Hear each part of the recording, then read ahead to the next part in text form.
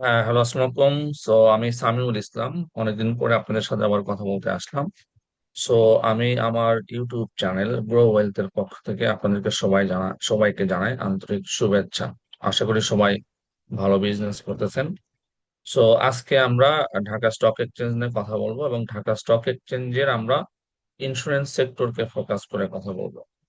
So insurance সেক্টরে আসলে অনেকগুলো স্টক আছে। তো প্রথমে আমি ইন্স্যুরেন্স সেক্টরের ইন্ডেক্সটা নিয়ে একটু কথা বলি। অ্যাকচুয়ালি লং টার্ম ভিউয়ে 2021 সালে ইন্স্যুরেন্স সেক্টর একটা টপ ক্রিয়েট করেছিল, হাই। সো তারপরে আস্তে আস্তে কারেকশনে চলে আসে। তো এবং কারেকশনের পরে 2023-এর শেষের দিকে এসে মনে হচ্ছিল যে হয়তো সেক্টর আবার ঘুরে দাঁড়াবে। কিন্তু ইলেকশন এবং অন্যান্য রিজনের কারণে তখন সেক্টরটা ঘুরে দাঁড়াতে পারেনি। সো সেক্টরটা আবার ফার্দার কারেকশনে আসে এবং এটা 2025 সালের 27শে মে, অর্থাৎ মে মাসে সেক্টরটা আহ মানে সেকেন্ড লোয়ার লো ক্রিয়েট করে, মানে এটাকে ডাবল বটম বলতে পারি আমরা।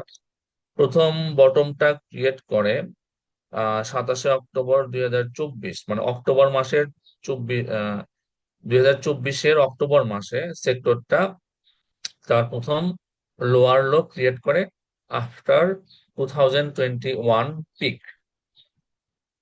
এখান থেকে আমরা একটা বাউন্স দেয়। তো স্বাভাবিকভাবে একটা লং ফলের পরে মার্কেট বাউন্স দিবে, এটা স্বাভাবিক, একটা বাউন্স দেয় এবং 38.7 গিয়ে আবার একটা স্লো কারেকশনে চলে আসে।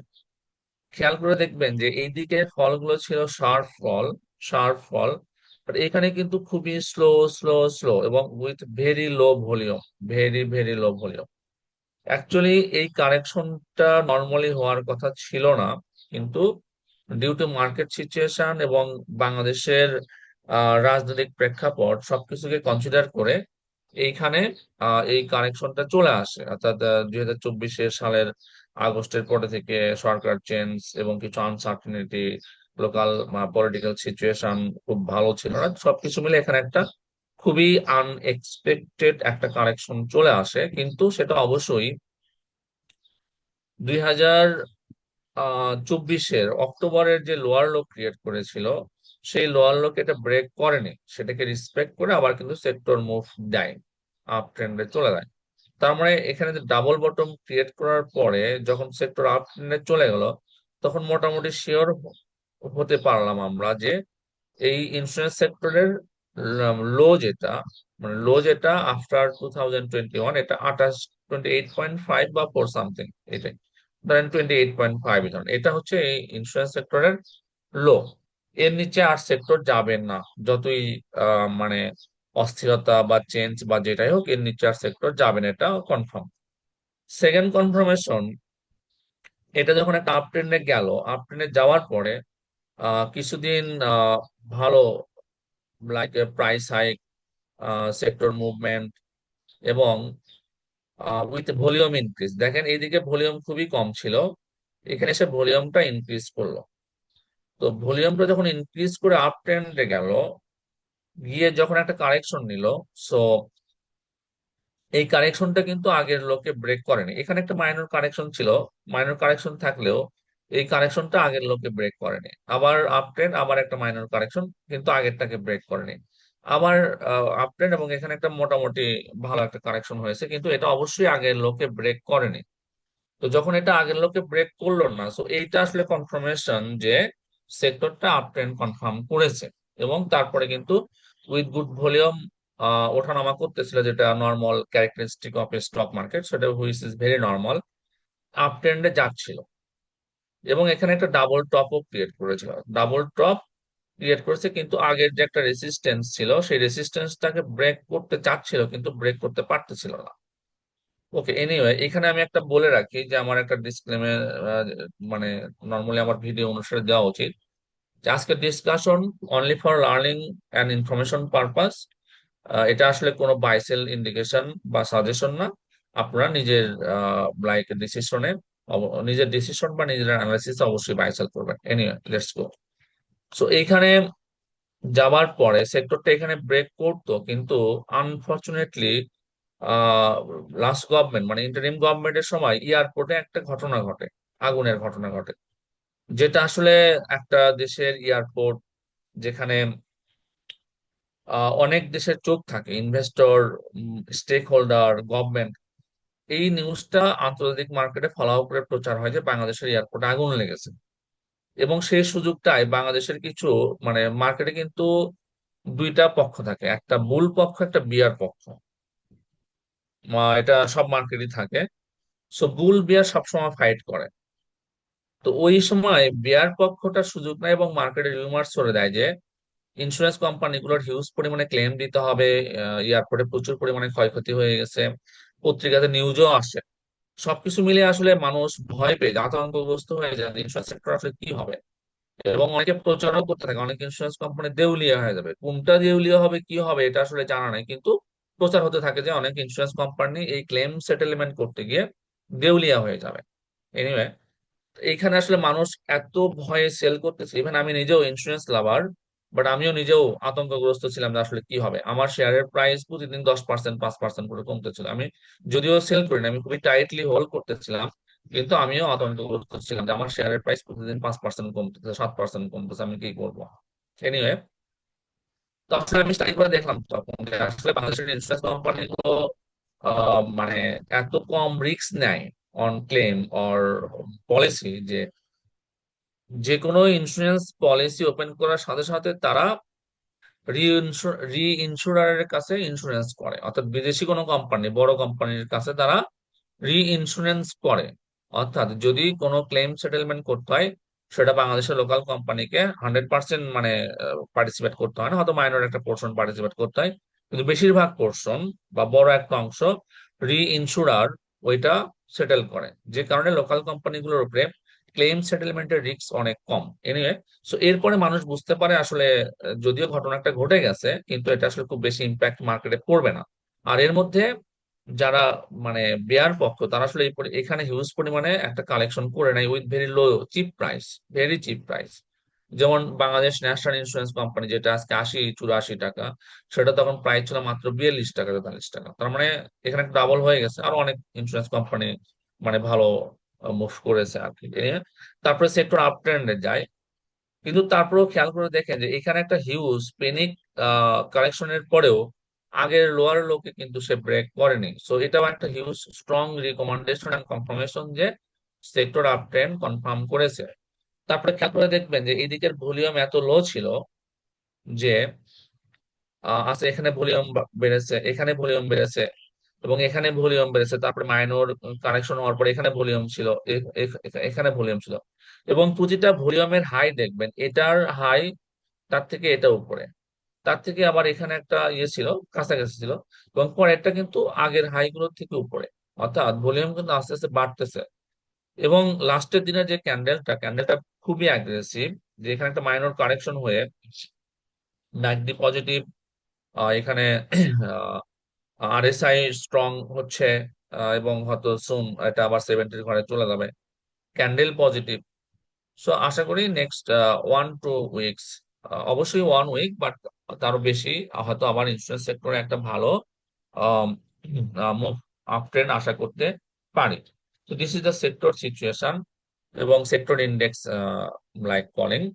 তো এরপর আমি দু একটা ইন্স্যুরেন্স কোম্পানি নিয়ে কথা বলি। তো আমি যদিও অনেকগুলো ইন্স্যুরেন্স কোম্পানি প্রায় সবগুলো দেখে রাখছি, মার্কেটে মোর দেন 40 ইন্স্যুরেন্স কোম্পানি আছে যদি পুরো একটা লিস্ট দেখাই। যেখানে আমরা কিন্তু দেখা যাচ্ছে অনেকগুলো, এখানে লাইফ এবং জেনারেল একসাথে আছে, অনেকগুলো ইন্স্যুরেন্স কোম্পানি। আমি সবগুলো হয়তো আলোচনা করার সময় হবে না, বাট দুই একটা বলে নেই যে কোনটার কি situation. Asia Pacific general insurance, এই ইন্স্যুরেন্সটা মার্কেটে ভালো মুভ করে, ভালো আপ ডাউন করে। এটার ইয়ারলি হাই 44, যেটা এখন 43.40, মানে রিসেন্টলি ইয়ারলি হাই টাচ করেছে আর কি। ভালো ডিভিডেন্ড দেয়, মানে মোটামুটি সব বছরই 10% 12% করে ডিভিডেন্ড দিয়ে আসতেছে, ইপিএস ভালো। আরেকটা কথা বলে রাখি যে এই মার্কেটে ইন্স্যুরেন্স কোম্পানি খুবই রিলায়েবল শেয়ার এই কারণে যে ইন্স্যুরেন্স কোম্পানিগুলো সবগুলোই প্রতি বছর 10%, 5%, 7%, 8% বা 20-25% পর্যন্ত প্রতি বছর ডিভিডেন্ড দেয়। পেইড আপ ক্যাপিটাল বলতে গেলে কম, 30-40 কোটি টাকা, যেমন এটার পেইড আপ ক্যাপিটাল 42 কোটি টাকা। সো তার ভিতরে ফ্রি ফ্লোট আবার দেখবেন যে অনেক কম। 35% ফ্রি ফ্লোট, মানে 60% ফ্রি ফ্লোটের মধ্যে 30% ইনস্টিটিউশনের হাতে আর 35% পাবলিকের হাতে। সো এই শেয়ার গুলো আসলে একটু মার্কেটে একটু ডিমান্ড ক্রিয়েট হলেই এগুলো আসলে মুভ করে আর কি। তো এটার ফান্ডামেন্টালি ভালো। লাইক এনএভি 23 টাকা আছে, গত বছর ইপিএস ছিল 1 টাকা 89 পয়সা। এবার প্রথম কোয়ার্টারের ইপিএস, আচ্ছা এক কোয়ার্টারের ইপিএস 1 টাকা 16 পয়সা চলে যাচ্ছে, মানে একটা ভালো ইপিএস শো করছে। সো যদি 4 টাইমস করি এটা 4 প্লাস প্লাস হয়ে যাচ্ছে, হয়তো 4 প্লাস হবে না ইপিএস বছর শেষে, কিন্তু এটা ভালো শো করতেছে, স্ট্রং ইপিএস শো করতেছে, which is very good. So এবং যদি আমরা চার্টে যাই, চার্ট কি বলে দেখি, এশিয়া প্যাসিফিক।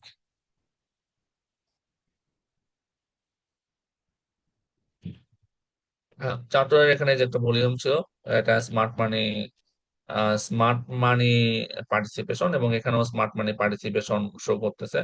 এবং একটা লেভেলে গিয়ে এটা মানে রেসিস্ট্যান্ট ব্রেক করার চেষ্টা করতেছে। এটা লো, লো ছিল 27 টাকা, এবং one two two one two three three time সেটা রেসিস্ট্যান্স ব্রেক করার চেষ্টা করতেছে, এবং আমার মনে হয় আগামী সপ্তাহে এটা রেসিস্ট্যান্স ব্রেক করে আবার নতুন একটা হাই ক্রিয়েট করবে আর কি। ওকে, সেকেন্ড যেটা নিয়ে কথা বলতে চাচ্ছিলাম, এটা তো হ্যাঁ স্পেসিফিক বললাম। তারপরে ইসলামী কমার্শিয়াল ইন্স্যুরেন্স পিএলসি, এটা আসলে প্রাইসটা তুলনামূলক কম আছে। ইয়ারলি হাইলো 19 টাকা 10 পয়সা থেকে 25 টাকা 60 পয়সা, খুব বেশি মুভ করেনি, 23 টাকা 90 পয়সা আছে।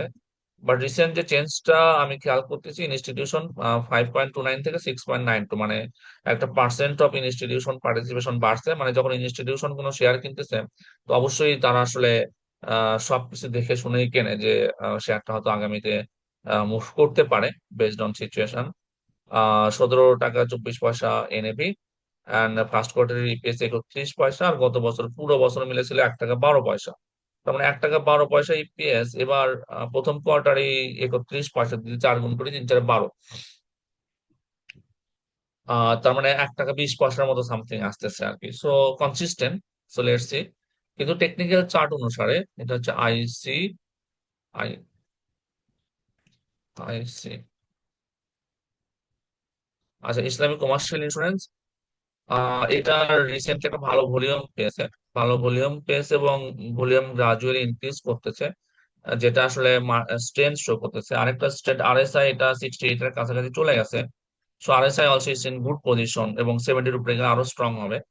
আর মার্কেটে যেহেতু ইন্স্যুরেন্স মুভ করতেছে, সো এটা আশা করি হয়তো ভালো একটা রেজাল্ট নিয়ে আসতে পারে, বিকজ আগের থেকে ভলিউম আস্তে আস্তে বাড়তেছে, ভলিউম বাড়তেছে, সাথে RSI strong, MACD strong, so looks very good. And এরপরে প্রভাত ইন্স্যুরেন্স, প্রভাত ইন্স্যুরেন্সও এটার আগে থেকে ইনস্টিটিউশন পার্সেন্টেজ বেড়েছে আর কি। আগে 14% ছিল, 14% থেকে এটা 17%-এ, পাবলিক পোর্শন 3% কমে গেছে আর কি। সো প্রভাত ইন্স্যুরেন্স, এটার যদি আমরা টেকনিক্যাল ইন্ডিকেটর দেখি, ওকে প্রভাত ইন্স্যুরেন্স একটা লোয়ার লো ক্রিয়েট করেছে 24 টাকা। এখানে আসলে ওই নভেম্বরে এই সময় মার্কেটে একটু নেগেটিভ রিউমার ছিল, ওই যে এয়ারপোর্টের ঘটনার পরে। সো তখন আসলে এইটা একটু বেশি ফল করেছিল, অন্যান্য গুলোও ফল করেছিল, তো এটা একটু বেশি ফল করেছিল। কিন্তু অবশ্যই আগের যে একটা বটম ছিল, সে বটমটাকে ব্রেক করেনি, তারপরে গ্রাজুয়ালি আবার আপ ট্রেন্ডে চলে আসে। এটা এখন 35 টাকা অবস্থান করতেছে, এবং এটার একটা স্ট্রং রেসিস্টেন্স আছে 39 টাকা। 39 টাকা একটা স্ট্রং রেসিস্টেন্স, এটা কয়েকবার ব্রেক করার জন্য আসতে ছিল, বাট ব্রেক করতে পারেনি। লেটস সি এবার যদি ব্রেক করতে পারে, এই শেয়ারটা আসলে মার্কেটে অনেক হিউজলি প্লে করে। যদি এই 39 টাকার রেসিস্ট্যান্স ব্রেক করতে পারে, তাহলে এটা 50 55 দিকে মানে যাওয়ার একটা সম্ভাবনা আছে, এবং যখন এটা বাড়ে হিউজলি বাড়ে আর কি। সো এটাই আজকের আমার ডিসকাশন। সো আমি আসলে ওভারঅল ইন্স্যুরেন্স সেক্টরটাকে ফোকাস করতেছি। টেকনিক্যালি ইন্স্যুরেন্স সেক্টর খুব মানে রিলায়েবল পজিশনে আছে। ইন্স্যুরেন্স সেক্টরের ক্যাশ ফ্লো বেশি, এবং মাঝে মাঝে সেক্টর বাই রোটেশনে প্লে করে। এখানে টাইমলি যদি অবস্থান নেওয়া যায়, এবং টাইমিংটা যদি ভালো হয়, তাহলে এখান থেকে ভালো গেইন করা সম্ভব। আচ্ছা, আমি আরেকটা মেঘনা ইন্স্যুরেন্স নিয়ে কথা বলতে চাচ্ছিলাম। তো মেঘনা ইন্স্যুরেন্সটাও এটা আমার টেকনিক্যাল চার্টটা খুব লুক্রেটিভ লাগতেছে, বিকজ এটা মানে স্টেপ বাই স্টেপ, লাইক এখানে তো একটা ভালো গেইন ছিল, বাট এখান থেকে 1 2 3, এটা 3 স্টেজ আছে এখন। এবং রেসিস্ট্যান্সের কাছাকাছি, যদি এটা 32 টাকার যে রেসিস্ট্যান্সটা এটা ব্রেক করতে পারে, তাহলে এটারও লাইক ভালো একটা সম্ভাবনা আছে। আর সবচেয়ে অ্যাট্রাকটিভ যে বিষয়টা, এটার ভলিউম গ্রাজুয়ালি বাড়তেছে। যে এখানে ভলিউম বাড়ছে, এখানে ভলিউম বাড়ছে, এখানে ভলিউম বাড়ছে, এখানে ভলিউম বাড়ছে, ভলিউম গ্রাজুয়ালি বাড়তেছে। So let's hope for the best. আর রিলায়েন্স ইন্স্যুরেন্সটা মার্কেটে অলরেডি, রিলায়েন্স এবং বাংলাদেশ ন্যাশনাল এই দুটা মার্কেটে অলরেডি লাইক গেইন করে ফেলেছে। তো আমি কেন এই দুটা দেখাচ্ছি, এটা like to get the idea, যেটা যদি ইন্স্যুরেন্সের শেয়ার বাড়া শুরু করে তাহলে কি হতে পারে, to get that idea. So এটার আগে লাইক 162 টাকা পর্যন্ত উঠেছিল, এবং রিসেন্টলি এটা এই যে 38 টাকা থেকে বাড়তেছে, এবং এটা এখন 85 টাকা গ্রাজুয়ালি বাড়তেছে। সো যেহেতু ইন্স্যুরেন্স সেক্টরের ভিতরে সিলেক্টিভ কিছু শেয়ার বাই রোটেশনে ডাবল হয়ে যাচ্ছে বা প্রাইস বাড়তেছে, এটার ভলিউম ভালো, সো সবগুলো আস্তে আস্তে হবে। তো এটা যেহেতু ডাবল হতে পারছে, এটা দেখেন 49 টাকা ছিল কিছুদিন আগে, 8 মার্চ, এখন 85 টাকা, তার মানে ডাবল। এখানে 40 টাকা ছিল, সো ডাবল হয়ে গেছে সো কয়েক মাসের মধ্যে। সো যেহেতু বাই রোটেশনে একটা দুইটা করে শেয়ার মানে মুভ করতেছে এবং সেগুলো ডাবল হয়ে যাচ্ছে, তো আশা করি অন্যান্য গুলো যেগুলো এখনো বাড়েনি, যেমন রিসেন্ট যে মুভটা, এই মুভে আমি দেখতেছি যে 25 থেকে 30 টাকা বা 35 টাকার মধ্যে যে শেয়ার গুলো ইন্স্যুরেন্স সেক্টরের, সেগুলো বেশি মুভ করতেছে। সো বাকিটা দেখা যাক মার্কেট কিভাবে বিহেভ করে। তো সবাই ভালো থাকবেন, আমার জন্য দোয়া করবেন। যদি ভিডিও দেখে ভালো লাগে লাইক কমেন্ট করবেন। আপনাদের লাইক কমেন্ট আমার লাইক আমাকে আরো এনকারেজ করবে। যদি কোনো ইমপ্রুভমেন্টের স্কোপ থাকে সেটাও কমেন্টে জানাবেন। যদি কোনো শেয়ারের অ্যানালাইসিস দেখতে চান, সেটাও কমেন্টে জানাবেন। আমি চেষ্টা করবো পার্টিসিপেট করতে। ধন্যবাদ সবাই।